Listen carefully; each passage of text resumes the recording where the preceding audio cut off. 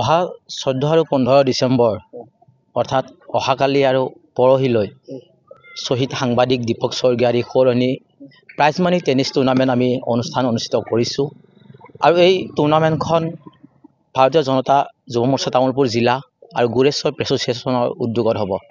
গতিকে সমূহ অসমবাসী ৰাইজক তথা বিটিআৰবাসী ৰাইজক আমি আমাৰ এই টুৰ্ণামেণ্টলৈ আদৰণি জনাইছোঁ আৰু ইয়াৰ লগতে ক'ব বিচাৰিছোঁ এই টুৰ্ণামেণ্টখনৰ প্ৰথম পুৰস্কাৰ হিচাপে 50,000 টকা আৰু দ্বিতীয় পুৰস্কাৰ 30,000 টকা থাকিব আৰু এই অনুষ্ঠানত আমি আমাৰ বিটিআৰৰ মাননীয় বিটিআৰ CM প্ৰমোদ বড়ো ডাঙৰীয়াক আমন্ত্ৰণ জনাইছোঁ। আমাৰ ভাৰতীয় জনতা পাৰ্টীৰ ৰাজ্যিক সভাপতি ভৱেশ কলিতা ডাঙৰীয়া তথা বিটিআৰৰ বিভিন্নজন EM উপস্থিত থাকিব। গতিকে সমূহ ৰাইজৰ সহায় সহযোগিতা আমি কামনা কৰিছোঁ। ধন্যবাদ।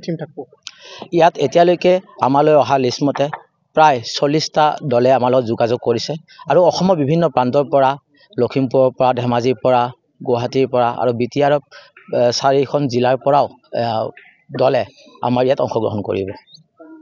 অহা 14 আৰু 15 ডিচেম্বৰ তাৰিখে কালি আৰু পৰহিলৈ আমাৰ শ্বহীদ দীপক স্বৰ্গীয়াৰী সোঁৱৰণী দিবানখৰ ক্ৰিকেট খেল প্ৰতিযোগিতাৰ আয়োজন কৰা হৈছে।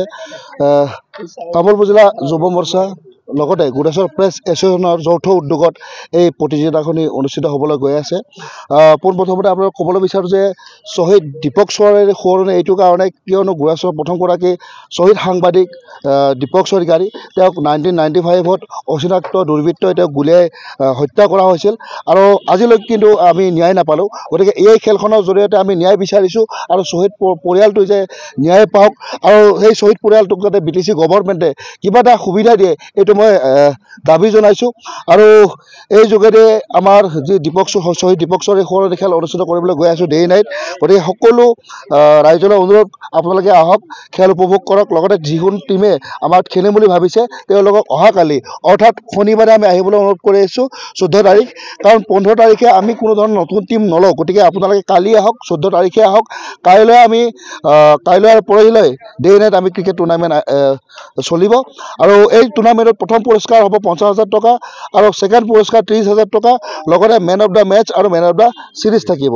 গতিকে সকলো টীমলৈ অনুৰোধ, গতিকে আপোনালোকে আহক আৰু শ্বহীদ দীপক স্বৰ্গীয়াৰী সোঁৱৰণী দিবানখৰ ক্ৰিকেট খেল প্ৰতিযোগিতাত অংশগ্ৰহণ কৰক। দূৰ দূৰণিৰ পৰা গুৱাহাটী, লখিমপুৰ আদিৰ পৰা তেওঁলোকে যোগাযোগ কৰিছে আমাক যে তেওঁলোকে আহিব। গতিকে মই সমূহ গুৰেশ্বৰবাসী ৰাইজৰ লগতে যিসমূহ বিটিআৰ অঞ্চলবাসী ৰাইজ তেওঁলোকক আহ্বান কৰিছোঁ আপোনালোকে আহক আৰু শ্বহীদ দীপক স্বৰ্গীয়াৰী সোঁৱৰণী দিবানখৰ ক্ৰিকেট খেল প্ৰতিযোগিতাত অংশগ্ৰহণ কৰক। হয়, এইটো আমাৰ দ্বিতীয় বৰ্ষ। যোৱাবাৰো আমি কিন্তু নাইট হোৱা নাছিল, ডে হৈছিল, কিন্তু এইবাৰ আমি ডে নাইট কৰিছিলোঁ। আমি দীপক স্বৰ্গীয়াৰীক সোঁৱৰিছোঁ কাৰণ তেখেতৰ আত্মাই আজিলৈ শান্তি পোৱা নাই, কাৰণ আজিলৈকে তেওঁক কোনে মাৰিলে কোনো গম পোৱা নাই। গতিকে চৰকাৰে যাতে তেওঁৰ পৰিয়ালটোক অৰ্থাৎ যি তেওঁলোকৰ মাতৃ আছে বা তেওঁৰ পৰিয়াল আছে, ৱাইফ আছে, ল'ৰা আছে, গতিকে তেওঁলোকে যাতে কিছু আৰ্থিকভাৱে সহায়ো পায়। মই প্ৰমোদ বড়ো ডাঙৰীয়াক মই অনুৰোধ জনাইছোঁ আৰু ইতিমধ্যে আমাক তেওঁলোকে আহিম বুলি কথাও দিছে। তেওঁলোকে আহিব, ৰাজ্যিক বিজেপিৰ সভাপতি ভৱেশ কলিতা আহিব, বিটিআৰ প্ৰমুখ প্ৰমোদ বড়ো আহিব, এনেদৰে বিভিন্ন জনপ্ৰতিনিধি আমাৰ ইয়াত আহিব। গতিকে ইয়াৰ যোগেদি খেলখনৰ যোগেদি আমাৰ তেওঁলোকক দেখাবলৈ বিচাৰিছোঁ বা ক'বলৈ বিচাৰিছোঁ দীপক স্বৰ্গীয়াৰী পৰিয়ালটোলৈ আপোনালোকে যাতে কিবা নহয় কিবা এটা সহায় সহযোগ কৰে। ধন্যবাদ। আমাৰ কিছু নিয়মাৱলী আছে। নিয়মাৱলী এনেকুৱা ধৰণৰ, যিসমূহ টীমে এই খেলখনত অংশগ্ৰহণ কৰিব তেওঁলোকে জোতা আৰু জাৰ্চি পিন্ধাটো বাধ্যতামূলক আৰু তেওঁলোকে কোনো ধৰণৰ মাদক দ্ৰব্য বা গুটখাজাতীয় খাই খেলপথাৰত প্ৰৱেশ কৰিব নোৱাৰিব আৰু কমিটিৰ সিদ্ধান্তই চূড়ান্ত সিদ্ধান্ত হ'ব। গতিকে মই তেওঁলোকলৈ অনুৰোধ, এইসমূহ নিয়ম মানি চলি তেওঁলোকে যাতে এই ক্ৰিকেট খেলখনত অংশগ্ৰহণ কৰে। টিকেটৰ কোনো ধৰণৰ টিকেট নাই, কিন্তু তেওঁলোকে 2,000 টকা পঞ্জীয়ন মাচুল তেওঁলোকে দিব লাগিব। সকলো টীমে 2,000 টকা পঞ্জীয়ন মাচুল দিব লাগিব আৰু পঞ্জীয়ন মাচুল তেওঁলোকে দিহে ক্ৰিকেট খেলত অংশগ্ৰহণ কৰিব পাৰিব।